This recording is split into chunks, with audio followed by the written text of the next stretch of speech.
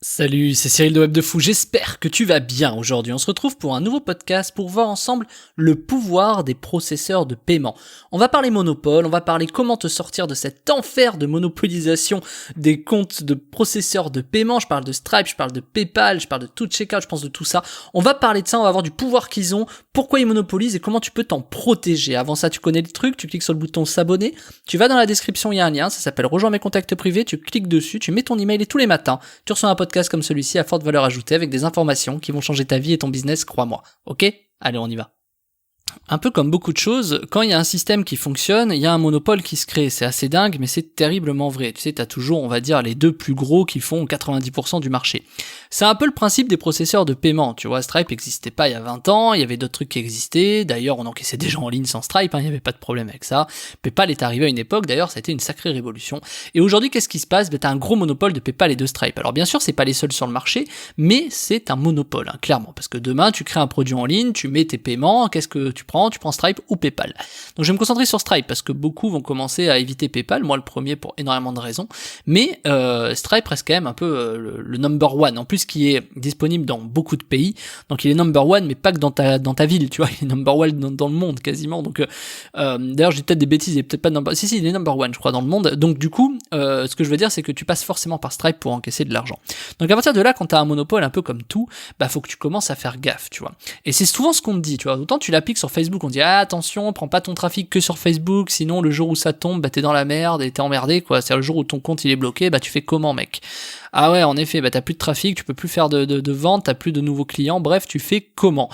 Et donc du coup la différence c'est que Facebook, bah ok mais t'as quand même Insta, alors tu vas me dire c'est Facebook mais c'est pas son, t'as YouTube, t'as Google, aujourd'hui t'as TikTok, t'as Pinterest, t'as LinkedIn, t'as énormément en fait de facteurs de développement pour ta société et ton business, tu vois, t'as énormément de choses et aujourd'hui bon bah Facebook même s'il a un sacré monopole et Google aussi, en attendant t'as beaucoup de choses différentes, tu vois, alors que Stripe, si t'as pas Stripe, combien de personnes se sont mangé les dents en disant ok bah je vais essayer un autre processeur de paiement, et le problème c'est quand tu sors de Stripe tu te rends compte à quel point c'est pertinent, pourquoi ? Parce que les autres processeurs te prennent beaucoup, tu vois, je pense à tout checkout qui reste quand même très correct, tout checkout mais qui a d'autres problématiques. En fait c'est comme tes outils. T'as des outils qui sont très bien pour certaines choses, mais t'as toujours des faiblesses, t'as pas l'outil parfait, tu vois, tu vas pas créer ton propre processeur de paiement pour avoir les trucs parfaits. Mais du coup, c'est très compliqué de s'en aller d'un monopole, parce que si le monopole est là, c'est qu'il y a une raison et que forcément, bah, il a des avantages que les autres n'ont pas, tu vois. Un peu comme la grande distribution par rapport au commerce de proximité, où ils achètent en gros, ils peuvent faire des prix beaucoup plus bas, tu vois, pour la faire très simple, bien sûr. Mais voilà, donc c'est sûr que, bah, ouais, Carrefour, la grande distri aura toujours les prix les plus bas, tu vois, comparé à ton commerce à côté, qui doit lui marger et survivre, tu vois, pour nourrir sa famille. Donc forcément, c'est un peu pareil quand t'as un monopole, tu vois, Facebook, le coût des publicités, l'algorithme, et encore Google c'est un peu plié à ce qu'a fait Facebook aussi, avec l'espèce de CBO, etc. YouTube commence à faire un peu pareil, enfin Google et YouTube commencent à faire un peu pareil. Donc quand tu comprends ça, tu te dis bah fais chier quoi, c'est-à-dire si je me fais fermer mon compte Stripe, je suis mort. Bah je te le dis tout de suite, oui, parce qu'en plus si ta société se fait striker, donc se fait dégager par Stripe, Stripe, ouais, j'en ai chié à dire le mot, mais si ta société se fait dégager par Stripe, eh ben tu peux te retrouver vraiment dans la merde. Vraiment, parce que tu peux pas réouvrir de compte comme ça. Ils ont fiché ton numéro sirène, ton numéro de TVA, ton numéro de société, enfin c'est la même chose, ton nom de société, ton adresse email, ils ont même ton passeport du coup, parce que quand tu ouvres un compte, ils te demandent ton passeport à toi. Donc du coup, enfin ton carte d'identité si tu veux. Donc du coup, tu peux être un peu emmerdé en fait, parce que quand t'as un monopole qui te dégage, quand t'as un truc leader qui te dégage, bah faut aller toquer aux autres portes. Et le problème c'est que les autres portes, elles sont beaucoup plus chères, elles sont pas forcément plus qualitatives, et c'est peut-être pas là où finalement t'es content. Par contre, c'est possible que t'y ailles, tu vois. Je pense à tout checkout, je pense à OneFastPring, je pense à énormément de trucs, tu vois, comme ça qui peuvent t'aider. Mais t'as vraiment beaucoup de solutions comme ça. Tout checkout, moi pour vivre à Dubaï, le mec est à Dubaï, donc bon bah forcément c'est une vraie solution à Dubaï par exemple, tout checkout, mais t'as aussi Payoneer, t'as énormément de sujets. En fait, t'as qu'à aller voir sur tes, sur tes trucs pour faire les produits, je sais pas si tu utilises Learnybox, ClickFunnels, Thriftcard, etc. Ils te donnent les solutions de compatibilité. Tu peux même aller sur Zapier, c'est très intéressant parce que Zapier va te donner, ouvre un compte, c'est gratuit, il va te donner un peu toutes les connexions que tu as avec les applications tierces, donc tu peux trouver des systèmes de paiement, tu vois, tu peux taper dans Zapier, voir si le système de paiement existe dans Zapier, tu vois, donc pour te dire que bah, c'est une façon de trouver aussi des concurrents, mais ce sera jamais aussi efficace que Stripe, et puis pas oublier que Stripe, même si bon, bah, on peut à un moment donné être vraiment énervé par Stripe, ils ont un support qui répond, ils répondent toujours aux emails. quand tu fais bien les choses, ils ont pas de problème, etc. Donc ce que je veux dire, c'est qu'il faut que tu soignes ton compte Stripe. C'est un peu comme dire, tu vois, ça, ce que je vais dire te paraît pas dingue, et pourtant de te dire que Stripe a le monopole, ça te paraît peut-être fou, mais c'est un peu comme quand tu fais un compte bancaire, que tu as dans le négatif et que t'es fiché Banque de France, tu vois. Je veux dire, tu peux plus ouvrir de compte. Toi, c'est un peu le même problème. C'est-à-dire, du coup, évite d'être fiché Banque de France, tu vois. Donc, c'est un peu le même principe. Mais ça te paraît évident parce que tu l'es peut-être pas, ou peut-être que tu l'es, mais peu importe, dans le sens où, ouais, faut faire gaffe. Stripe, faut que tu fasses gaffe au même titre que ta banque. Parce que pas oublier que les processeurs de paiement ne sont que des intermédiaires entre toi, ton produit et la banque.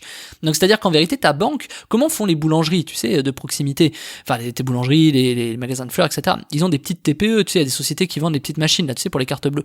C'est pareil, c'est des intermédiaires de paiement qui gèrent les paiements pour les banques. Donc en fait, les banques peuvent tout de suite, immédiatement, gérer tes paiements de produits en vérité, tu vois. Alors, faut avoir une longue discussion avec eux, faut connaître un peu comment ils fonctionnent, ça te coûter de l'argent, probablement des développeurs et des machins, mais tu peux le faire. C'est ça que je veux dire, c'est que à la fin, t'as pas mieux que de squeezer les intermédiaires comme Stripe pour passer directement à ta banque.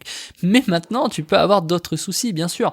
Et donc, le problème, c'est vraiment d'aller comprendre que les monopoles sont pas forcément négatifs ou positifs, mais vraiment de te dire que les processeurs de paiement ont vraiment un pouvoir inégalé aujourd'hui, peut-être même plus que Facebook. Ils gèrent l'intégralité des transactions. Puis ça va aller plus loin, c'est-à-dire ils connaissent ton business, ils connaissent ta vie, ils sont obligés de remonter les informations en Europe, avec le CRS, j'ai plus le nom, oui CRS je crois.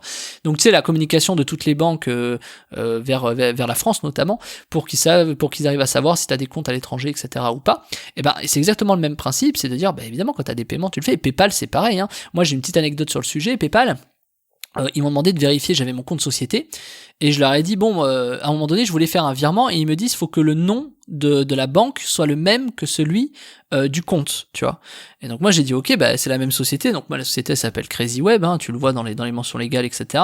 Donc c'était Crazy Web, et j'avais un compte qui s'appelait Crazy Web. Et du coup, j'ai voulu faire le virement, ils m'ont dit, non, ça n'a pas le même compte, parce que votre compte, moi sur ma BNP, si tu veux, j'ai des comptes, j'ai des multi-comptes entre mes comptes perso et mes comptes pro, et du coup, ils m'ont dit, non, le virement veut arriver de votre compte, enfin du nom de Cyril Cotte, quoi, en gros, enfin de mon nom, quoi.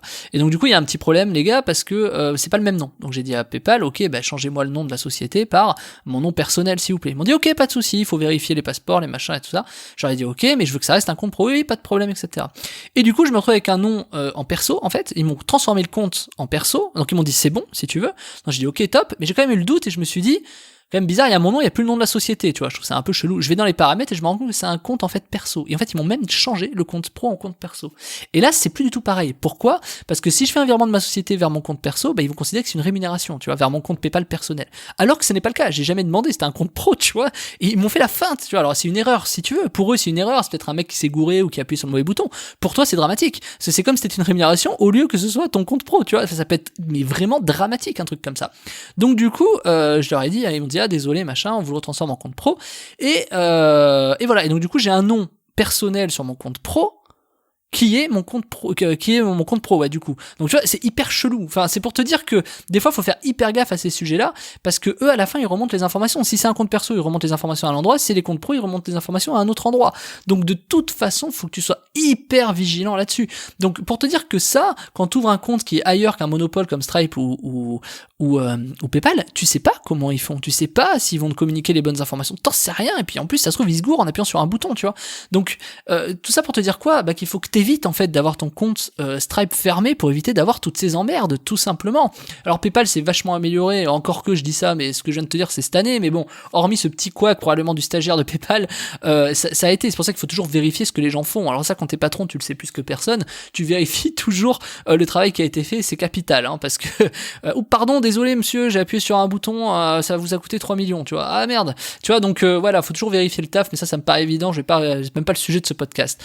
Donc évidemment, le fait d'avoir un compte Stripe fermé, il faut faire hyper attention, et c'est pour ça que je t'explique dans la formation de la semaine comment éviter d'avoir des fermetures de compte Stripe, comment éviter que Stripe te dise merci, on vous bloque le compte. Il y a des solutions qui sont faciles, applicables, il y a des trucs que tu ne fais même pas que tu devrais faire parce que tu lis pas les CGV, que tu lis pas énormément de sujets. Et moi, ce que je t'apprends cette semaine dans la formation qui s'appelle comment éviter la clôture de ton compte Stripe, c'est éviter à tout prix de ne pas faire certaines choses. Je vais t'apprendre toutes les choses que tu dois faire de A à Z, et crois-moi, tu les connais pas toutes, c'est certain.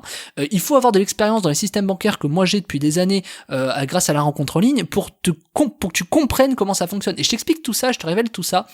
Comment justement éviter d'avoir cette clôture, qu'est-ce qu'il faut que tu fasses, qu'est-ce qu'il faut que tu remplisses, qu'est-ce qu'il faut que tu signes. Il y a des papiers à signer, s'il te plaît, tu l'as probablement pas fait. Il y a énormément de trucs comme ça, plus, bref, il y a plein d'infos, il y a énormément de sujets, je vais pas tout révéler là, mais il y a beaucoup de choses à faire, et c'est le sujet de la formation de la semaine, tu cliques dessous, ça s'appelle comment éviter la clôture de ton compte Stripe, je te laisse cliquer, on se rejoint de l'autre côté, je te dis à tout de suite.